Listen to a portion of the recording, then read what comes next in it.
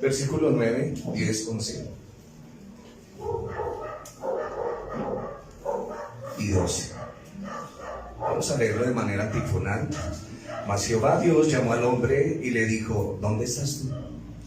Y él respondió: oí tu voz en el huerto y tuve miedo, porque estaba desnudo y me escondí. Y Dios le dijo: ¿quién te enseñó que estabas desnudo?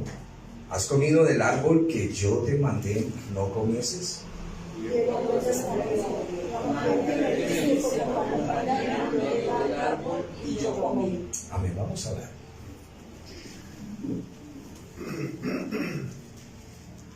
Señor Jesús, yo te doy gracias por esta mañana que nos permites venir delante de tu presencia. Suplico que limpies mis labios porque han salido palabras deshonestas, palabras hirientes, palabras feas. Como hiciste con el profeta Isaías, Señor, pon ese fuego encendido en mis labios y quema mi culpa, te lo suplico en esta mañana. Perdóname porque fallo diciendo cosas, hablando. Muchas veces hago sentir agredidas a las personas, Señor. Muchas veces se sienten ofendidas contra mí, Señor, por la manera en que me expreso. Por eso te suplico que limpies mis labios, mi mente y mi corazón, Señor, que no tenga tanta familiaridad, sino que siempre el respeto esté en mi vida y en mi corazón hacia los demás, Señor.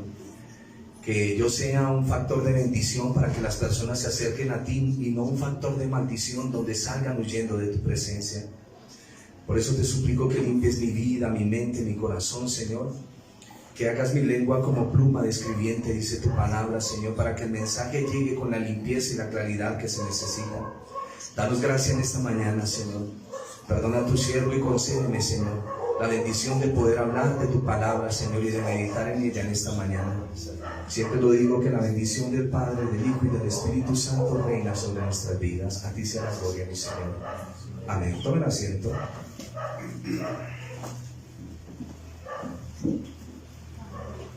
Nunca le pongo título a las enseñanzas, pero me gustó muchísimo esto. Y como título le coloqué: ¿quién te enseñó? ¿Y quién nos enseña? Recuerden que el Señor desciende, vamos a tomarlo de una manera antropomórfica, todos los días de reposo, a hablar con Adán y con Eva. Y en este día de reposo en especial, viene el Señor y llama a Adán. Dice, versículo 8: y oyeron la voz de Jehová Dios, que se paseaba en el huerto al aire del día. Este es el día de reposo. Y el hombre y su mujer se escondieron de la presencia de Jehová Dios entre los árboles del huerto. Ustedes ya conocen todo el texto, ¿cierto? ¿O es necesario leerlo? Como seres humanos, tenemos una increíble capacidad para el autoengaño. Lo repito. Como seres humanos tenemos una increíble capacidad para autoengañarnos. No vemos nuestros propios errores. Y por eso desde el principio el mecanismo que todos tenemos, esa tendencia a culpar a otros de nuestros problemas. Culpamos a los demás de nuestros propios problemas. ¿Vieron la respuesta de Adán? Versículo 12. Y el hombre respondió: la mujer que me diste por compañera me dio del árbol y yo comí. Qué tremendo. Reitero la frase que les había dicho: no vemos nuestros propios errores. Y por eso desde el principio, desde Génesis, el mecanismo que tenemos todos, esa tendencia de culpar a otros de nuestros problemas. Una y otra vez recurrimos a ellos. Son otros la causa de nuestro problema, nunca nosotros mismos. Siempre tendemos a culpar a los demás. Es bastante complicado, ¿no? Eso nos lo enseñan nuestros primeros padres. La esposa culpa al esposo, culpa a los demás de hacerme sentir mal. Obvio que yo tengo que mirar si yo estoy haciendo sentir mal a las personas, ¿no? Porque me puedo autoengañar pensando que yo estoy muy bien. Y me gusta muchísimo porque también podría colocarle las preguntas de Dios. Y Dios pregunta. Y esto es importante que lo entendamos. Las preguntas de Dios nos deberían llevar a la reflexión. Las preguntas que Dios hace en la Escritura nos deberían llevar a la reflexión. A ver, ustedes saben que hay una entrevista ahí entre... A ver, lo voy a leer de rápido, miren ustedes. Pero la serpiente era astuta más que todos los animales del campo que Jehová Dios había hecho, la cual dijo a la mujer: ¿con que Dios os ha dicho no comáis de todo árbol del huerto? Y la mujer respondió a la serpiente: del fruto de los árboles del huerto podemos comer, pero del fruto del árbol que está en medio del huerto, dijo Dios, no comeréis de él ni le tocaréis para que no muráis. Entonces la serpiente dijo a la mujer: no moriréis, sino que sabe Dios que el día que comáis de él serán abiertos vuestros ojos y seréis como Dios, sabiendo el bien y el mal. Y aquí se detiene la mujer, y la mujer mira el árbol, y vio la mujer que el árbol era bueno para comer y que era agradable a los ojos. Ahí ya está comenzando la esencia de la tentación que nace desde el corazón. El pecado nunca entró al mundo. Eso no es algo externo. El pecado floreció en el corazón del hombre. ¿Cuál es el pecado? Desobedecer al Señor y su palabra. Y vio la mujer que el árbol era bueno para comer y que era agradable a los ojos. Y después de mirarlo, codiciarle para alcanzar la sabiduría, y tomó de su fruto y comió. Y dio también a su marido, el cual comió así como ella. Con la misma pasión y la misma entrega, juntos comieron del árbol. Entonces fueron abiertos los ojos de ambos y conocieron que estaban desnudos. Entonces cosieron hojas de higuera y se hicieron delantales. Muchos teólogos dicen que pues como son hojas de higuera, lo que comieron fue higos, que el fruto era un higo. La higuera en toda la Biblia representa las obras de los hombres, lo que los hombres quieren hacer para tapar sus cosas. Y el Señor le dice: se me quitan esos delantales y voy a sacrificar, lo mejor, ustedes van a sacrificar unos animales para vestirse. Avancemos aquí un poquitico. La pregunta del Señor es, verso 8: y oyeron la voz de Jehová Dios que se paseaba en el huerto al aire del día. Y el hombre y su mujer se escondieron de la presencia de Jehová Dios entre los árboles del huerto. Mas Jehová Dios llamó al hombre y le dijo, primera pregunta: ¿dónde estás tú? Una pregunta que no era geográfica, sino es en sentido de relación y comunión con él. La pregunta es: ¿dónde estás? ¿Qué pasó con usted? Hay veces uno le pregunta a las personas eso y tienden a... Cada vez que se formula una pregunta es para generar una respuesta para esa situación a la cual estamos hablando. Lo reitero, las preguntas de Dios, o mejor, esta pregunta de Dios nuevamente no es porque no sepa respuesta de ellas, sino es para hacernos pensar, para que consideremos la realidad en donde estamos ubicados en este momento, donde está parado. Estoy diciendo, no estás en el piso. Respuesta de un imberbe. ¿Dónde estás? La primera pregunta. Para que se posicione, ¿qué fue lo que le sucedió? Algo importante que debemos mirar es que cuando el hombre está en paraíso, anda desnudo con su esposa.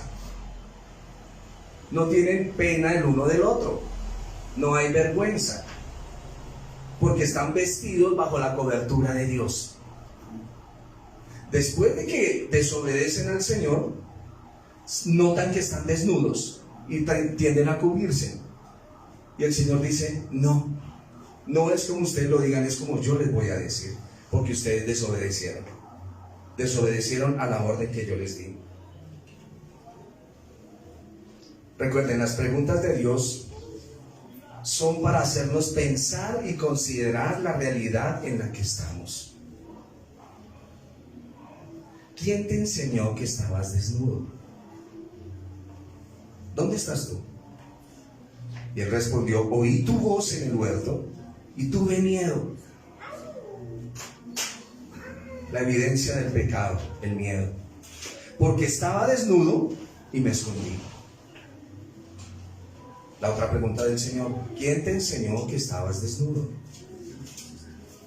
¿Quién te enseñó que estabas desnudo? Y es importante comenzar a mirar las preguntas del Señor. La pregunta, nuevamente, no quiere sugerir que Él no conozca todo. Él es el único que no hace falta que le digamos y le expliquemos nada, porque Él sabe todas las cosas.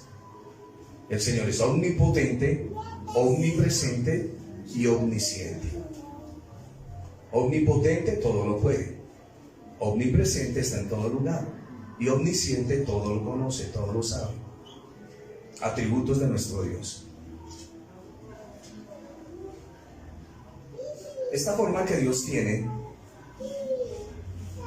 vamos a decirlo así, de interrogar a la humanidad desde el principio, es para que las personas sean sensatas y se autoanalicen.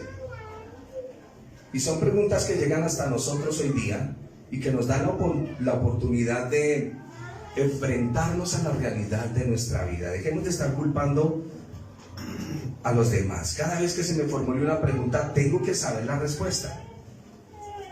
Hay personas que no les gustan las respuestas claras, porque de ahí nos agarramos o mejor nos anclamos como un gancho. Pero hay personas que cuando le dicen: no, dígame la verdad, está dispuesto a recibir la verdad con toda madurez. Es muy difícil, ¿cierto? Es muy difícil. A nosotros nos cuesta un poquitico eso. La desnudez de Dios es su santa cobertura. Y la vergüenza es la causa de nuestras malas acciones, del pecado. A causa del pecado viene la vergüenza y nuestras malas acciones. ¿Me estoy comunicando? Y queremos taparlo como sea. Pero ahí es donde nos vemos completamente desnudos. La realidad es que todos nos avergonzamos de nuestro estado y la diligencia que ponemos para cubrir las cosas que hacemos mal. Y esto es importante que lo miremos. Y esta enseñanza viene primeramente para mí, luego para ustedes. Y nosotros nos encubrimos con apariencias, ¿no? Lo estaban diciendo esta mañana la hermana Marta, de la profecía de Edom, que se suben las peñas, que son hombres orgullosos porque son guerreros. Pero el orgullo. Y nosotros nos encubrimos con apariencias. Cubrimos con palabras que de alguna forma pretenden dar una mejor impresión de lo que nosotros somos. Hay gente muy habilidosa con la lengua y cree, bueno, se supone que no los descubre. Pero Dios ha puesto una conciencia por la cual sabemos que estamos en falta para con Él. ¿Me comuniqué esa última parte? Lo repito. Nos cubrimos con apariencias, con palabras que de alguna manera, de alguna forma pretenden dar una mejor impresión de lo que nosotros somos. Lo adornamos y lo encubrimos. Pero Dios ha puesto una conciencia por la cual sabemos que estamos en falta. Sabemos cuándo se activa la conciencia, ¿cierto? Cuando el torrente sanguíneo comienza a bombear la sangre muy rápido y usted siente que el corazón comienza a moverse más rapidito, ahí la alarma de la conciencia se está disparando. Aunque se ha pretendido, o mejor, la psicología, y la psicología es bastante compleja, ha pretendido erradicar el sentido de la culpa del ser humano. No, tranquilo, todos tenemos fallas, todos nos equivocamos. No se culpe por eso. No haga eso. No traiga sentimientos de culpa. Eso no está bien. Mente sana, cuerpo sano. Pero ¿qué es lo que hace la Biblia? La Biblia lo que hace es denunciar nuestro pecado, las cosas por donde venimos haciendo las cosas. Sí, señor, así es. Así es. Y la psicología ha pretendido erradicar el sentido de la culpa del ser humano. Y aún los predicadores contagiados de psicología quieren dar en sus mensajes esto. Sí, claro, no te castigues. Tú no tienes la culpa de pronto fue de tu mamá que tenía un tetero pasado, algo sucedió. Relájese, esté tranquilo. Señor, exacto, algo sucedió. Y hoy en día trabajan por medio de pensamientos positivos y psicológicos. Ojo con esto porque como decía el hermano, el Espíritu del Señor viene a redarguirnos de pecado, justicia y juicio. Si tú no tienes pecado, no necesitas a Dios. Por eso arranqué la enseñanza de ¿quién nos enseñó? Juan el Bautista predicando dice: ¿quién les enseñó a ustedes a huir de la ira venidera? ¿Sí saben a qué se estaba refiriendo Juan ahí, no? Sí, los judíos estaban siendo muy poquitas. Y no iban a aceptar la ira venidera. ¿Cuál era la ira venidera? Amén, colgado en el madero. Ellos no van a mirar al Señor. Ese es el juicio de la ira venidera. Así es que ojo con los pensamientos muy positivos y psicológicos, porque necesitamos que nuestra conciencia sea redarguida por Dios, porque nos volvemos expertos. Como dice el pastor John Piper, hermanos, no somos profesionales. Nos volvemos expertos en encubrirnos. Mostramos rostros, hablamos muy bonito.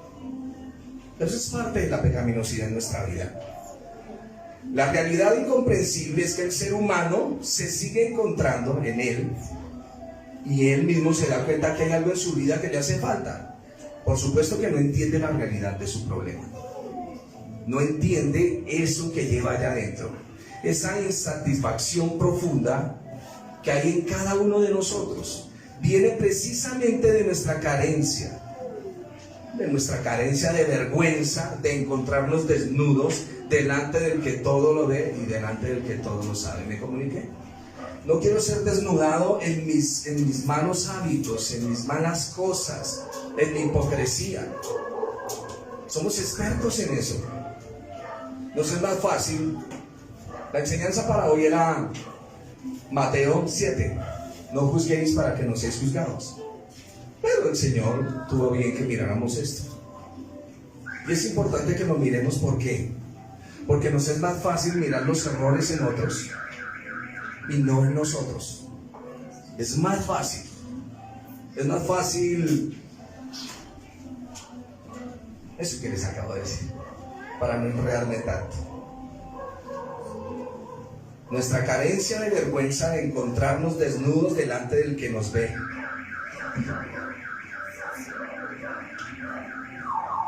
Y creemos que podemos engañar a los demás. Cuando usted está habituado a la escritura, algo en su iris se abre y eso se conoce como discernimiento. Y los ojos de las personas hablan mucho, dicen muchísimas cosas. Y cuando la persona está hablando y los ojos están en otro lado, dice uno está mintiendo. Uno, no que esté mirando hacia otro lado, sino que en la mente está ya pasando su película y tratando de acomodar. Eso es fácil de detectarlo, eso es fácil. Creemos que podemos engañar a los demás,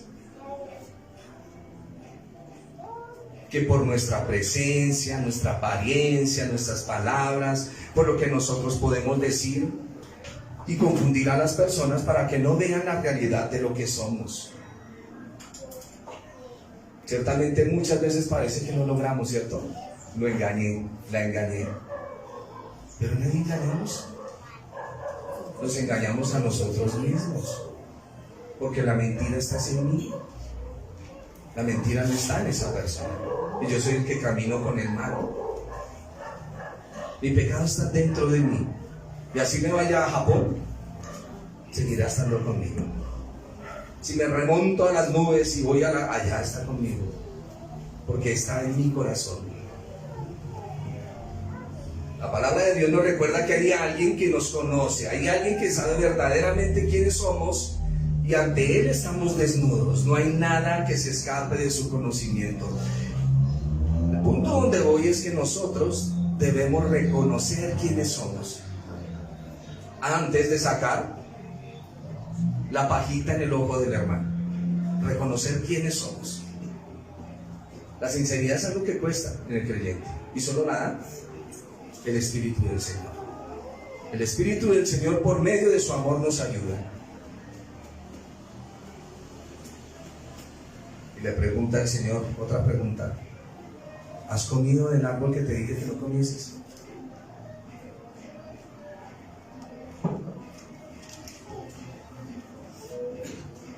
Versículo 11. Y Dios le dijo: ¿quién te enseñó que estabas desnudo? ¿Has comido del árbol que yo te mandé que no comieses? Y esta pregunta, esta sencilla y hermosa pregunta, es una invitación a la confesión y al arrepentimiento. La respuesta era: Señor, pequé. Pero la mayoría de nosotros, cuando pecamos, queremos taparlo todo y autojustificarnos.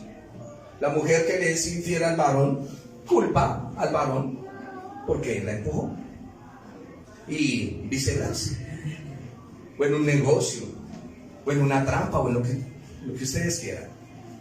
Y siempre, como en este caso, esta pregunta es una invitación a la confesión, al reconocimiento del error, que tendría una respuesta sincera y honesta si se reconociera su problema. Pero Adán no lo quiere reconocer. Y la realidad hasta el día de hoy es que hacemos cualquier cosa menos reconocer nuestro problema. El problema es de los demás. Y quiero que nos miremos, por favor. Quiero que nos miremos. De ahora en adelante ya está culpando a los demás. Póngase usted en el sitio que le corresponde. Nos volvimos muy hábiles en eso. Hacemos cualquier cosa menos reconocer nuestro problema ante las preguntas de Dios. Sí, hemos desobedecido. Sí, hemos ignorado sus mandamientos. Pero cuando Él nos hace la pregunta, nos quedamos en silencio y pretendemos realmente no tener responsabilidad. Y la persona se queda callada como diciendo: yo no tengo la culpa. ¿Sí nos ha pasado? Claro que suele suceder. Y así como Dios le pide cuentas a Adán, vemos que también en Adán nos pide cuentas a cada uno de nosotros. Vamos a ver las respuestas. Ante hermosas preguntas, las respuestas. En la tradición judía, lo importante no es la respuesta. Lo grande es la pregunta. Lo grande es la pregunta. Si logramos analizar la pregunta, eso es espectacular. Por eso cuando el Señor Jesús, siendo un niño que está en el templo, se admiraban de los cuestionamientos que Él hacía. No era que Él era un derroche de conocimiento, no. Él comenzó a hacer unas preguntas, y debido a esas preguntas es que Él comienza a involucrarse en la escuela donde va a estudiar sus siguientes años. Eso ya lo hemos estudiado acá, ¿cierto?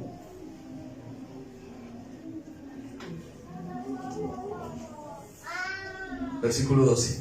El hombre respondió: la mujer que me diste por compañera. ¿A quién está culpando? A Dios. ¿Usted fue la que trajo eso? ¿A quién le trajo esa mujer?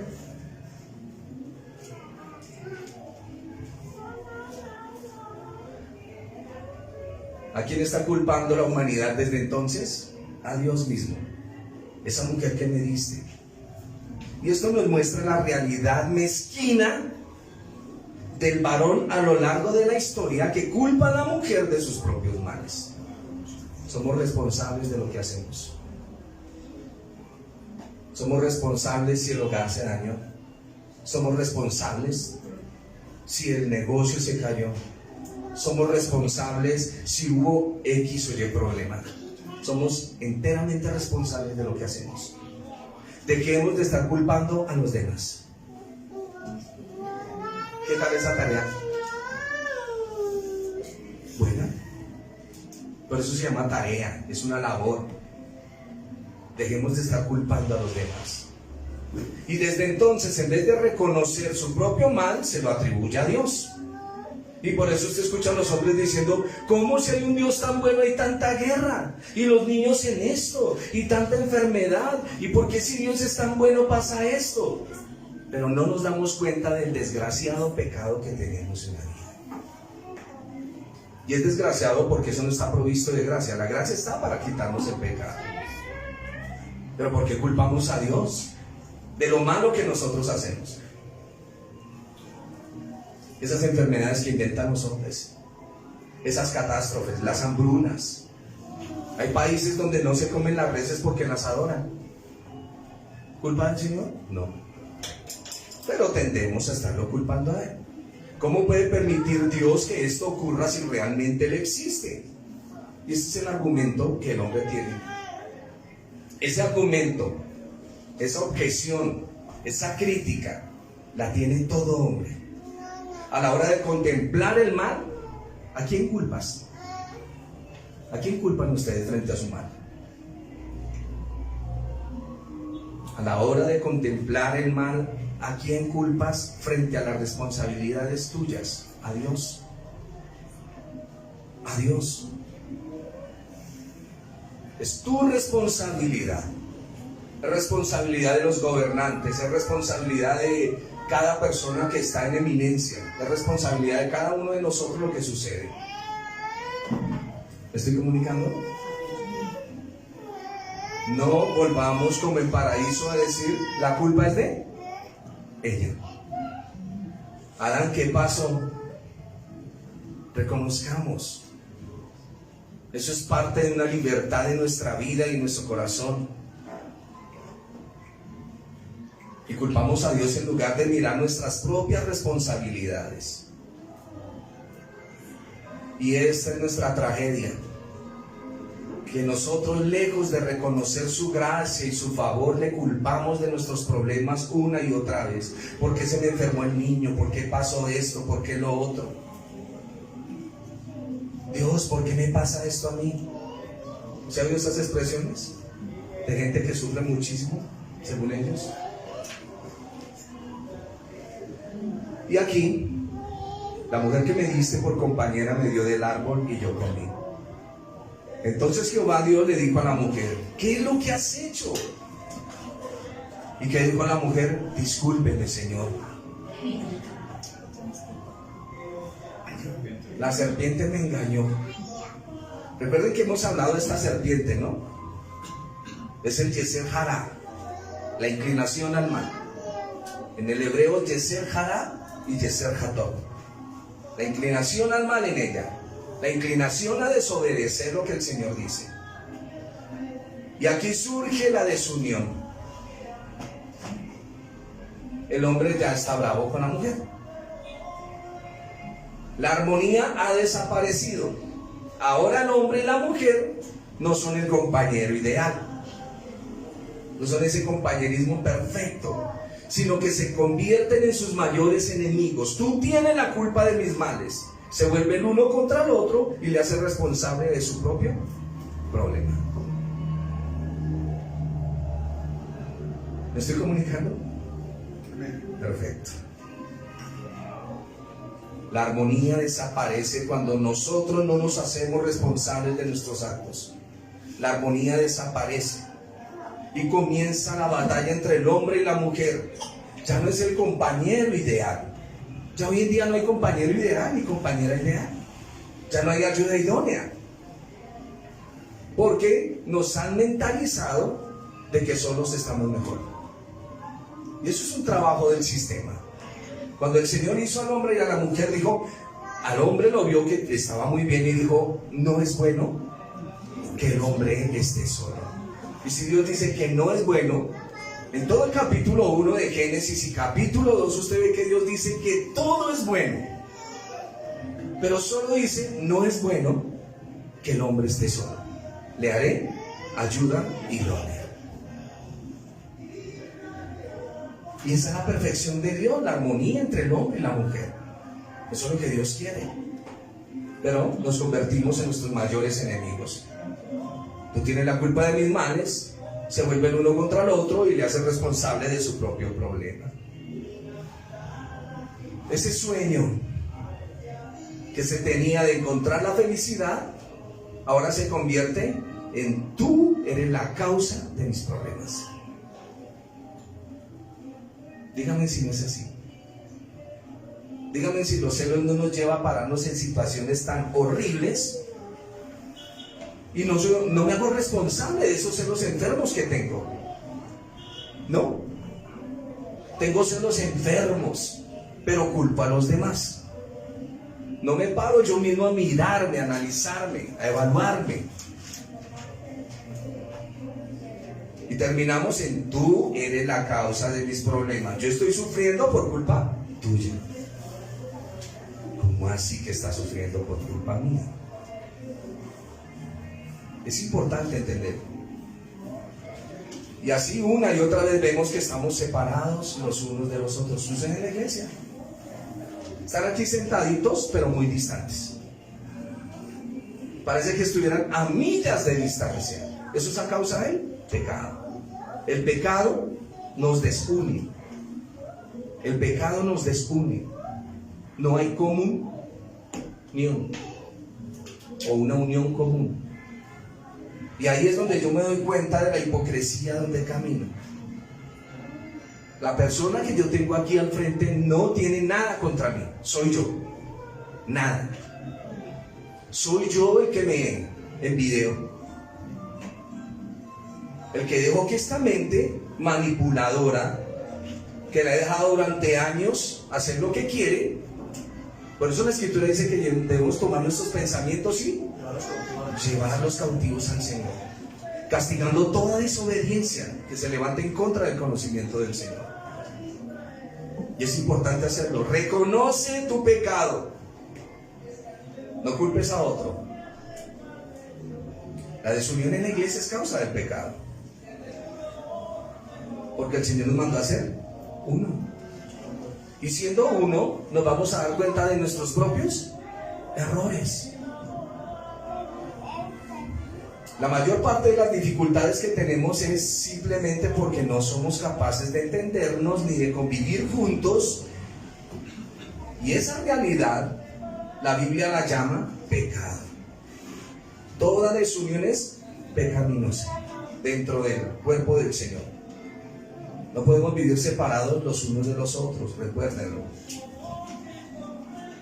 Y la causa de todos los males no es un problema sociológico ni psicológico, es nuestra actitud para con Dios, la que nos ha separado los unos de los otros.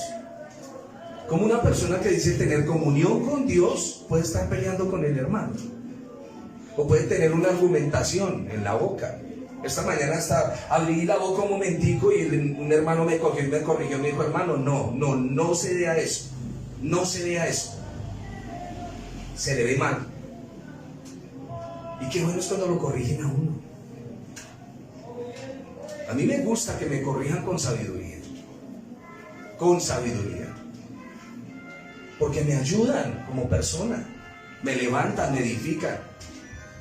Dicen por ahí, no las sabemos todas, pero hay personas que no aceptan correcciones, y eso sí es un lío. Y si su merced lindo o su merced linda que está ahí sentada no corrige esa mente, vamos a tener problemas graves. Como les digo, la causa de todos nuestros males no es un problema sociológico ni psicológico, es nuestra actitud para con Dios la que nos ha separado los unos de los otros. Entonces el Señor le dice a la mujer, verso 13, ¿qué es lo que has hecho? ¿Qué has hecho? Y esto para que usted haga un análisis más profundo. La pregunta que le hacen al hombre es diferente a ella. ¿Qué has hecho? Pero no me va a entrar hasta allá porque no nos alcanza el tiempo. Y la mujer hace la sugerencia, dice que la sugerencia que le vino era diabólica, y es una y otra vez, y lo que sucede por muchas veces, el dudar de la palabra de Dios. ¿Por qué dudamos de la palabra de Dios?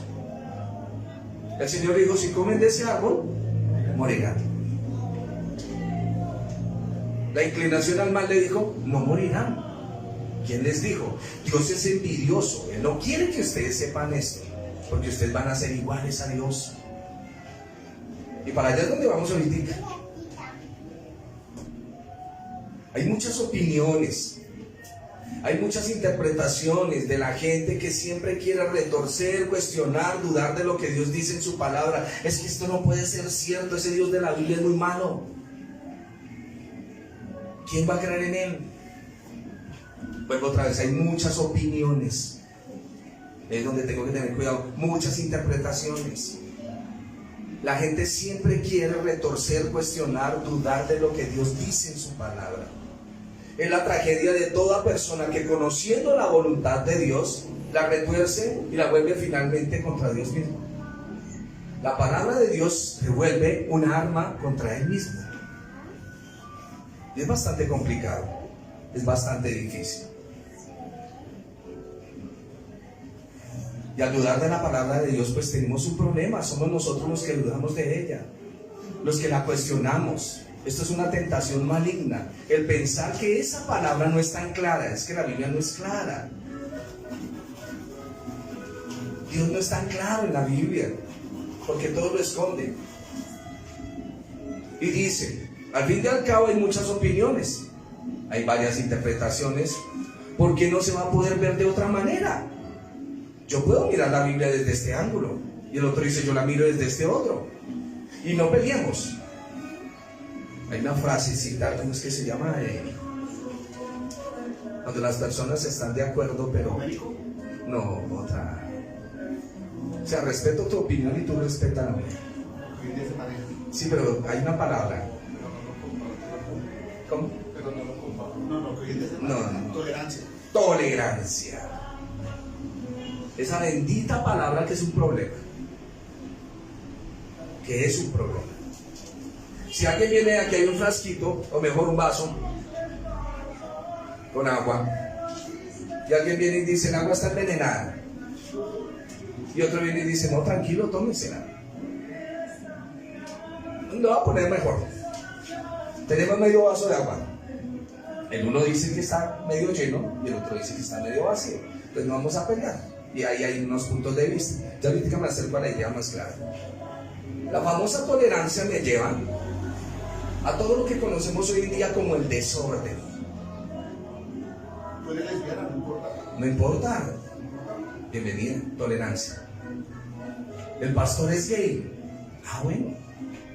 Pues sí, tiene su inclinación y nació así. Pero ¿de dónde la Biblia dice eso? ¿De dónde? No, que si mi hija me coge una conducta de niña lesbiana, entonces, no, un momento, ¿qué es eso? No, pero déjelo ser libre. Debemos tener tolerancia. Y esa palabrita es un complique. Vuelvo y les digo, yo soy predicador de la palabra de Dios, yo soy un pastor. Yo lo que tengo que predicar es la palabra de Dios, yo no puedo predicar otra cosa, no esperen más de mí, ni menos. Yo no le voy a abrir un librito, una cartilla, esto nos dijo Sigmund Freud, esto nos dijo Darwin, esto nos dijeron los filósofos, los Nietzsche, todo lo que tú quieras. No, yo estoy aquí para leer la Biblia y para decir lo que la Biblia dice. Y dice la gente, al fin y al cabo hay opiniones, hay muchas interpretaciones, porque no se va a poder ver de otra manera. Pero será tu opinión, no lo que Dios dice. Y negar abiertamente la verdad de lo que Dios ha dicho es decir que no hay consecuencias para nuestro mal.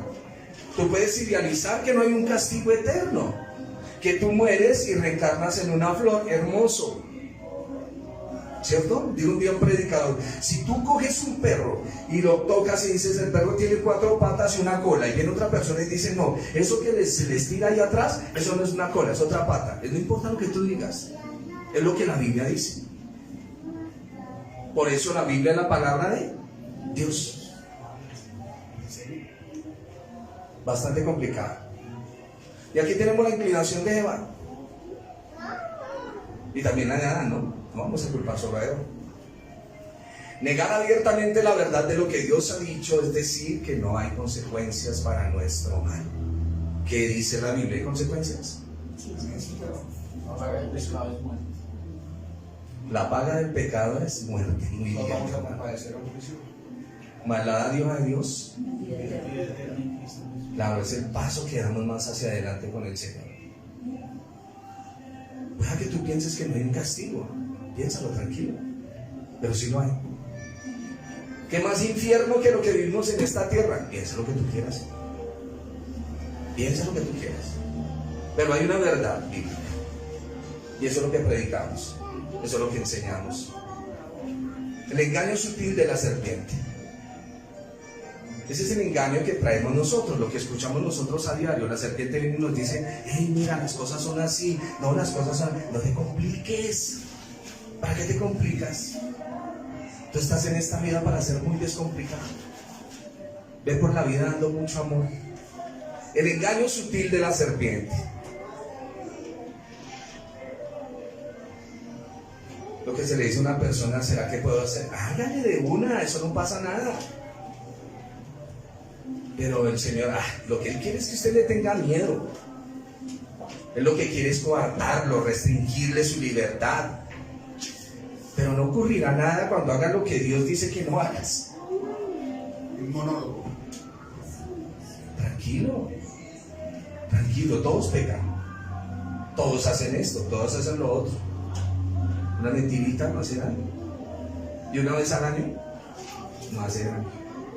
Y una vez al mes, qué bueno es. Y así venimos con nuestros acuerdos mentales. La Biblia dice una cosa, yo digo otra. No pienses que Dios quiere coartar, restringir tu libertad. Pero no ocurrirá nada de lo que tú no quieres que suceda. Y este es el engaño, la mentira que nos comemos una y otra vez cuando pensamos que el pecado no tiene consecuencias. Mire, esto es tan verídico, Dios mío, cuando nos metemos en relaciones donde el Señor les dice: cuidado, uno cree que no va a resultar involucrado. ¿Y qué pasa? Es que tenemos un diseño del Señor. Y cuando comenzamos a tener esas entregas con las personas, comenzamos a vernos que nos afecta allá adentro. Y otra vez en la misma trampa. El engaño sutil de una falsa espiritualidad. No pueden ellos distinguir entre la verdad y la mentira. La humanidad ya no cree en Dios y se vuelve a la superstición, al engaño espiritual. ¿Han oído del engaño espiritual? ¿Han oído de que tú puedes hablar con tu ángel? Que tu ángel te habla. Que puedes recibir de las estrellas, del horóscopo, de todo. Todo se vuelve espiritual. La fragancia de la flor es espiritual. Las esencias aromáticas. Todo eso es esa parafernalia de lo que se conoce como espiritualidad. Hay una espiritualidad bíblica que el Señor enseña. Siempre lo digo, cuando yo cometo una embarrada delante del Señor, no es el autoengaño de decir: yo ya hablé y el Señor me perdonó. No, yo sé cuándo Él me perdonó y cuándo no. Porque sigo con esa carga ahí metida, no me la puedo quitar de encima. La humanidad ya no cree en Dios. Como hemos dicho, Dios... ¿Han oído el panteísmo? ¿Qué es el panteísmo, hermano Oscar? Creer que Dios se puede reflejar en cada cosa que existe. Entonces, es decir, que esa flor me habla de Dios y en sí misma es Dios, por ejemplo. Cuando yo veo todas las cosas a mi alrededor, Dios está en esas cosas, pero creyendo que son Dios como tal. En la piedra, en la montaña, en el bosque, el panteísmo. Que eso no es lo que la Biblia enseña. Dios es un Dios personal. Les decía, la humanidad ya no cree en Dios y se vuelve a la superstición, al engaño espiritual. nos sugiere una y otra vez que nosotros podemos decidir por nosotros mismos lo que es bueno y lo que es malo. ¿Y de dónde sacó ese estándar? Solo hay un libro que enseña qué es lo bueno y qué es lo malo, y ese es el libro que tienen ustedes en la mano. Pero nosotros podemos decidir por nosotros mismos lo que es bueno y lo que es malo. Ya hemos llegado a la madurez, ya no hace falta una iglesia, ya no necesitamos religión que nos diga qué tenemos que hacer. Tú mismo puedes saberlo, ya tienes un conocimiento de las cosas, ya leíste el Zoroastro, la Cábala, ya tenemos conocimiento, tenemos ciencia, tecnología. Vamos ahora a depender de un libro y de que ese Dios de la antigüedad nos quiera decir. ¿Vamos a depender de eso? Pues sí. El justo por la fe vivirá, y si retrocediere no agradará a mi alma, dice el Señor. Y en el momento, dijo un día el pastor R.C. Sproul, hablando sobre el tema de la salvación, el uno decía que el creyente sí se condenaba y el otro no, y comenzaron a discutir en doctrina, y él dijo: mira, uno de los dos está equivocado, y el que esté equivocado va a pagar las consecuencias de lo que enseñó mal. Y es importante entender eso. Y la pregunta es, ¿vamos a depender ahora de un libro y de lo que ese Dios de la antigüedad nos quiere decir? Porque hoy en día nos dice, tú mismo puedes descubrirlo. Tú tienes tus valores. Es el engaño de la humanidad que piensa crear una moralidad sin Dios. Tolerancia. Tolerancia. Aunque en sí la palabra no es mala, me conlleva a lo que no debo hacer. Sí, señor, es un sincretismo. Hacen un buñuelo y se lo van a la iglesia. Y así no es. Crear una moralidad sin Dios, ¿de dónde? Discernir por sí mismo lo que es bueno y lo que es malo. Si no haces daño al otro, no hay nada de malo. Esa es la fábula que escuchamos hoy en día. Haz las cosas desde que tú no le hagas daño a nadie. No te sientas culpable. El mensaje de Jesús es: siéntete culpable para poder ayudarte. No hay otra manera. Los fariseos dijeron: nosotros no somos esclavos de nadie, no somos hijos de fornicación. Toda la vida esclavos. Toda la vida fueron esclavos. Y vienen y le dicen al Señor: nosotros somos esclavos, estamos sanos. Y el Señor les dice: por cuanto ustedes dicen que están sanos, no puedo colaborarles, porque yo he venido a buscar los enfermos, los necesitados. Y el adoctrinamiento babilónico que ha venido rampante durante todos estos años es: si no le haces daño al otro, ¿qué de malo hay? Si realmente lo haces con buen corazón y buena intención, con buena voluntad, ¿dónde está el malo? Redefine una y otra vez el pecado. Y esa es la tarea diabólica, porque si no hay pecado, no hay Salvador. Y si no hay Salvador, quiero plantearlo de una mejor manera: ¿para qué vino Cristo al mundo? Ese sufrimiento tan cruento, ¿para qué fue? Si la Biblia nos dice que hagamos todo con amor, fue la clase del domingo pasado. Todo lo que hagan, háganlo para el Señor. Para el Señor. Esa fue la enseñanza del domingo. Sí, el Señor nos manda amar al prójimo, pero no nos está diciendo que vamos a llegar a la comunión con Él por medio de buenas acciones y de buenas intenciones, porque así no es.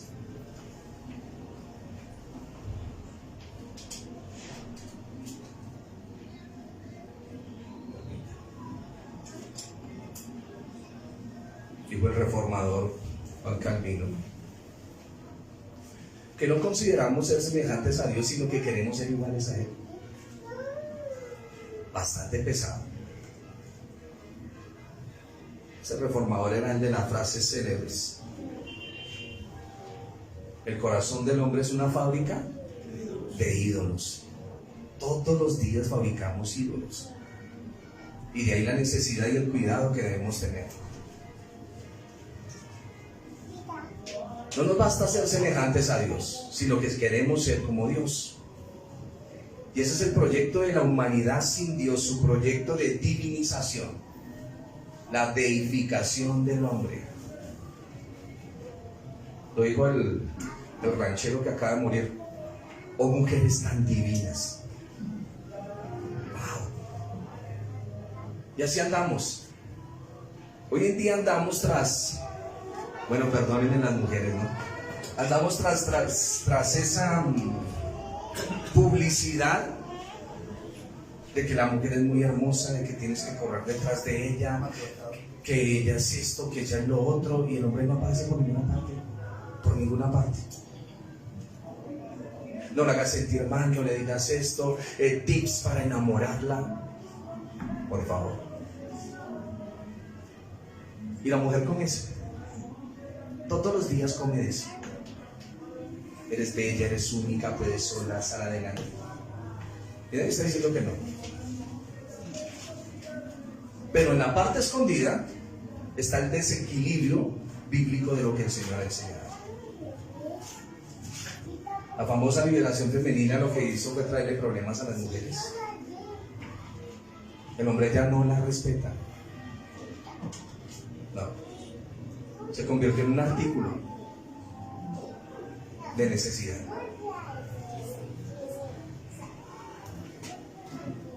Y el argumento que si lleva siempre en la cabeza, siempre hay alguien peor que ellos.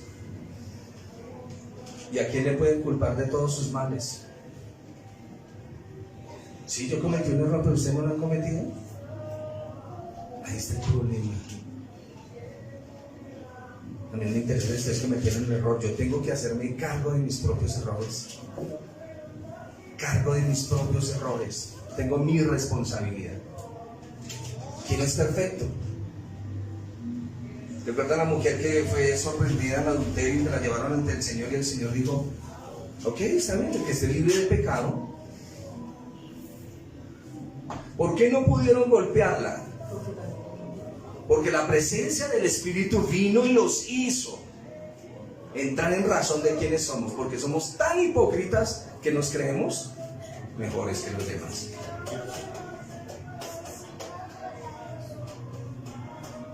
No podemos hacer nada para compensar lo que es nuestra falta de obediencia. Así cada uno de nosotros, encerrados en nosotros mismos, caemos una y otra vez en el autoengaño. Ya voy llegando al final. Para ver nuestros errores, lo que somos, es por eso que necesitamos la ayuda de otros. El Señor no solamente nos ha mostrado su voluntad, sino que nos ha dado una familia, nos ha dado una comunidad que es la iglesia. El propósito de la iglesia y la comunidad es que podamos ver más allá de lo que cada uno de nosotros puede ver por separado. No nos molestemos cuando nos corrijan, pues están haciendo evidentes mis males. Y eso es importante entenderlo. Si yo quiero cada día crecer en el Señor, me toca escuchar. La tragedia de alguien es cerrar sus oídos a lo que Dios dice. Lo peor que podemos hacer en la vida es dejar de escuchar la voz de Dios.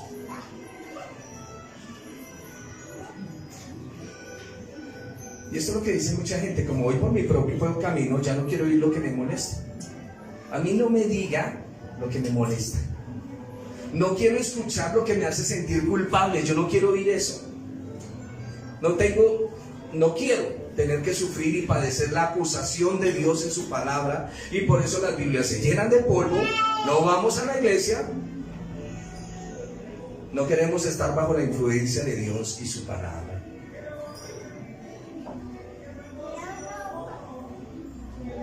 La serpiente dijo: ignora lo que Dios dice. Sigue solamente tus sueños y tus deseos. Yo te puedo dar todo lo que ambicionas. Seguir tus sueños y tus deseos es la trampa diabólica.